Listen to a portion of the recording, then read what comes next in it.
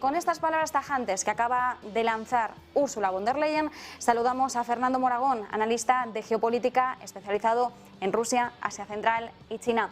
Fernando, muy buenas tardes. Hola Marta, buenas tardes. Encantado de estar con vosotros. Bueno, Fernando, además te estamos saludando desde otro escenario, corrígeme si me equivoco, pero te encuentras en Moscú. Estos días has estado de tour, de ruta intensa. Ahora nos contarás exactamente qué es lo que has estado haciendo, cuál ha sido tu función o cuál es el entorno que tú has estado viendo estos últimos días. Vamos a empezar hablando precisamente de los referéndums. Vamos a aprovechar además estas palabras de Ursula von der Leyen. No es la única que ha calificado estos referéndums de falsos, ni tampoco la única que ha manifestado esa postura de que no se va a aceptar el resultado sea el que sea, pero lo que teníamos era, esta noche a través de Telegram, Medvedev daba la bienvenida a estos territorios donde el referéndum ha salido positivo. De hecho, lo que escribía en Telegram era bienvenidos a casa, Rusia, lo decía alto y claro. Por tanto, vemos como Rusia ha declarado ya la victoria de estos referéndums. ¿Cuál es la situación que has estado viviendo tú estos últimos días y cuál es el entorno que no sé si se está mascando tensión, si se masca esa sensación de victoria, de triunfo? ¿Cuáles son las sensaciones que te están aportando estos días tu experiencia? Bueno, pues lo primero decir que me hace gracia que la señora von der Leyen diga esto de la democracia y referéndum, que no acepta justamente una institución como la Comisión Europea, que no la ha dirigido nadie, que es la cosa más antidemocrática del mundo. Pero bueno, en fin, y que va amenazando a Italia diciendo que si no le gusta la política que va a hacer el nuevo gobierno, pues harán como en Grecia más o menos, es decir, quitar primeros ministros como hicieron en su tiempo con Berlusconi. En fin, todos sabemos que la Unión Europea es una dictadura, las cosas como son, y además una dictadura cada vez mayor, cada vez más dura, más tremenda. Pero entrando ya en lo de Donetsk. Yo en concreto estuve, de todas las 4 territorios, estuve en Donetsk, en la República de Donetsk, que ahora pasará a ser parte de Rusia. Allí era, la situación muy tranquila, a pesar de que el frente está a 7 kilómetros y de vez en cuando se oían cañonazos, pero la gente haciendo su vida común. Además, se han tomado unas medidas de seguridad extraordinarias. Nosotros hemos ido, por ejemplo, nos han llevado en un vuelo militar a un aeropuerto militar, y allí en coches, incluso cambiando de rutas para evitar cualquier posible detección del ejército ucraniano.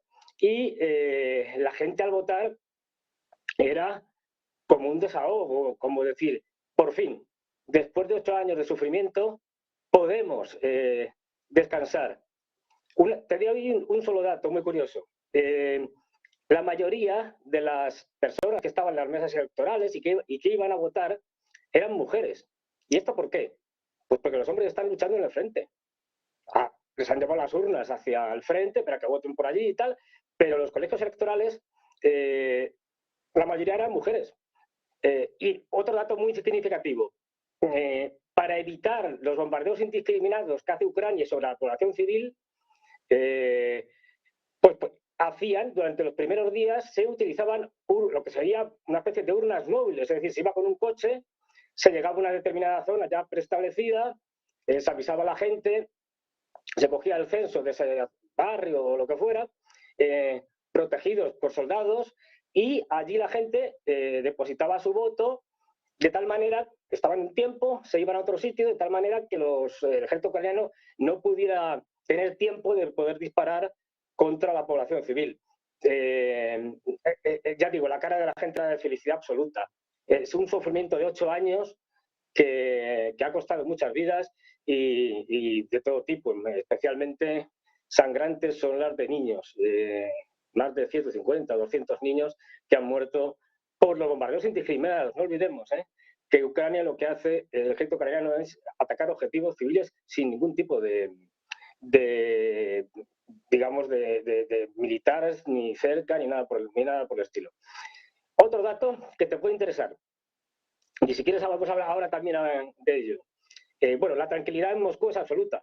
Yo estoy ahora en Moscú, llegué ayer por la noche, de madrugada, y la tranquilidad de la gente es absoluta. De hecho, yo diría que los que tienen que estar intranquilos son los europeos, porque aquí tienen gas, ahora estoy calentito y tal, a pesar de que hace frío fuera, y tienen comida, o sea, aquí el abastecimiento es pleno y absoluto, mientras que en Europa pues está por ver. Y fíjate cómo el desacoplamiento va ya a una cierta velocidad, y te doy dos datos muy rápidos. Uno, al llegar al aeropuerto, antiguamente, hace unos años, había pasaportes, a la hora de pasar el pasaporte, pasaportes rusos, pasaportes de países Schengen, pasaportes de la Unión Europea y pasaportes de otros países. Ahora hay pasaportes de Rusia y Bielorrusia y pasaportes de otros países. La Unión Europea y los europeos somos unos más en el catálogo de otros países. Pero es que ya pagar con tarjetas de crédito como Visa o Mastercard es imposible. Y cambiar euros se puede, pero cuesta mucho. De hecho, cualquier ruso te recomienda que si puedes lleves rublos allí porque, bueno, vas a perder mucho tiempo intentando cambiar euros. Es decir, una economía productiva que está solventando relativamente bien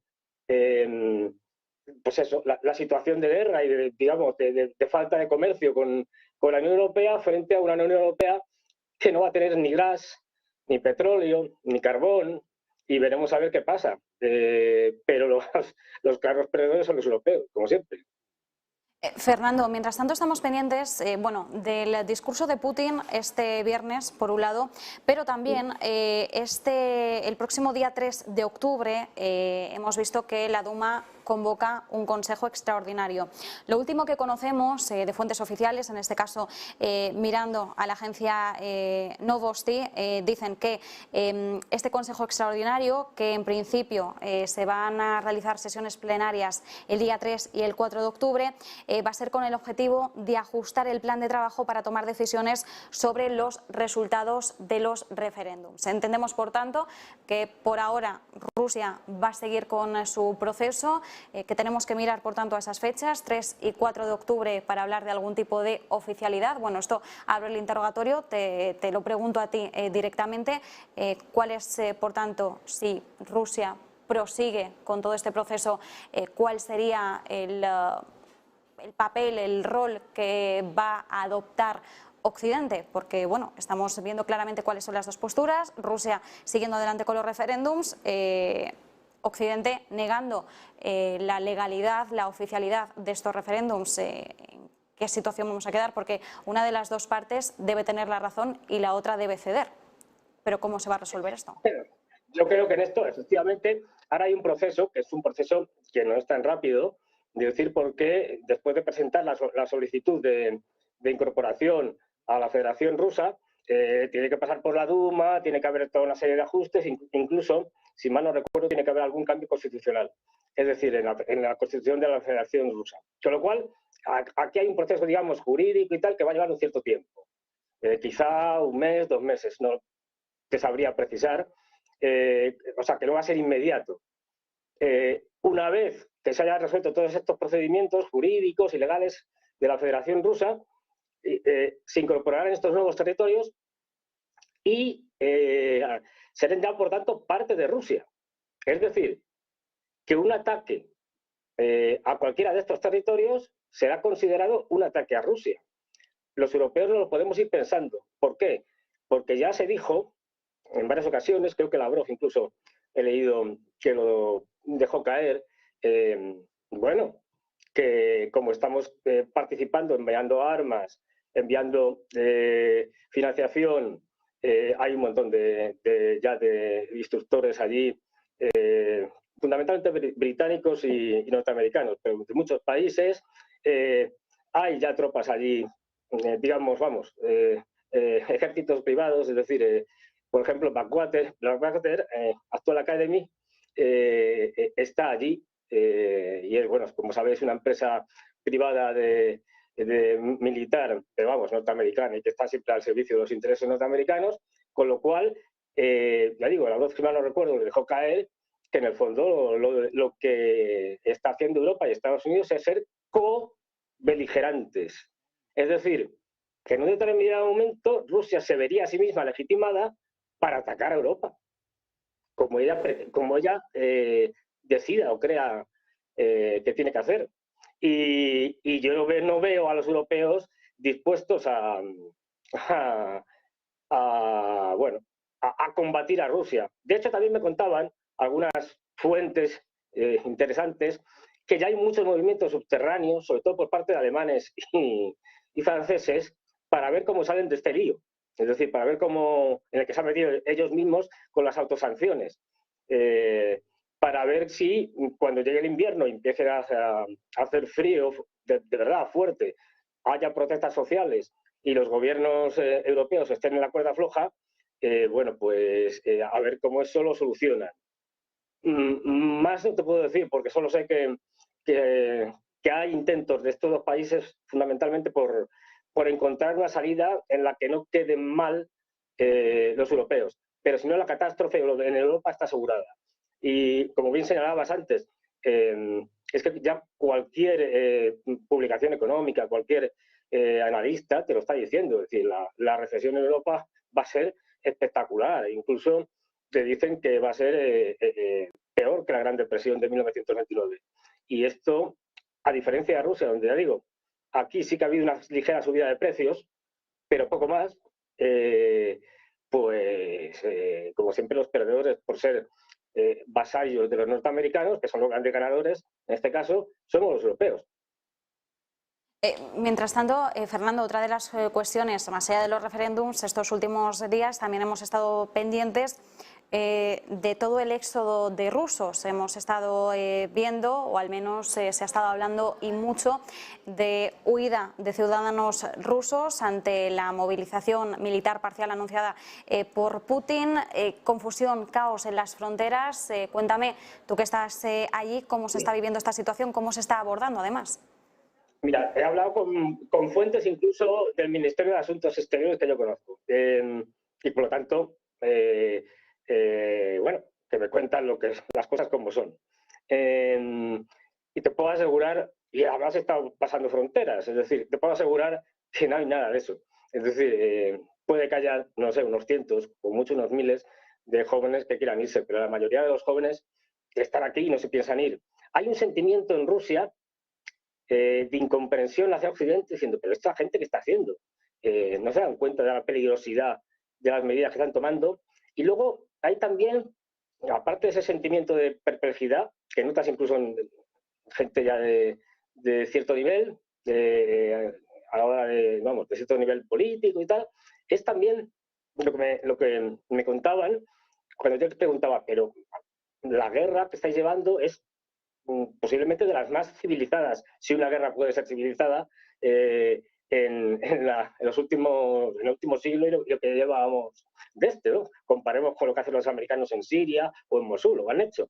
Y ellos nos dicen una cosa, es que, por ejemplo, yo les preguntaba, ¿por qué no hacéis lo que hiciste después de que perdisteis Kharkov? Bombardear las centrales eléctricas y dejar a Ucrania sin electricidad. Me decían, ya lo sé, si hacemos esto ganamos en 2 días, pero no podemos hacer esto y dejar a la población ucraniana, que no tiene la culpa de tener un gobierno de locos manejado por Estados Unidos, sin electricidad en pleno invierno. Esto me lo decía gente de muy alto nivel del Ministerio de Exteriores o de récord, es decir, porque soy amigo de ellos. Es decir, para que os deis una idea de las falsas noticias, del discurso absolutamente falso y mentiroso de los medios de comunicación occidentales. Hay un sentimiento, en última instancia, a ver, a nadie le gusta una guerra y a nadie le gusta ir a una guerra, pero incluso de tener que ir. Incluso algún diplomático me decía, diplomático joven, pues posiblemente me llamarán a filas. ¿Os imagináis algún diplomático europeo yendo a filas a una guerra en Europa? Vamos a ver, esto no cabe en mi imaginación. Pues Fernando Moragón, nos quedamos con esa visión, con ese análisis, aprovechando tu paso por Moscú, el papel que has tenido estos días en estos días de celebración de referéndums. Gracias por contarnos cuál es la situación que has vivido tú estos días, cuál ha sido tu experiencia y las sensaciones que te han aportado precisamente estas últimas jornadas. Así que muchísimas gracias por traernos esa información, al menos de primera mano. Gracias a vosotros, como siempre, porque sois uno de los mejores canales. Muchas gracias, Fernando. Un fuerte abrazo. Hasta luego. Y nosotros aprovechamos para hacer una breve pausa y volvemos.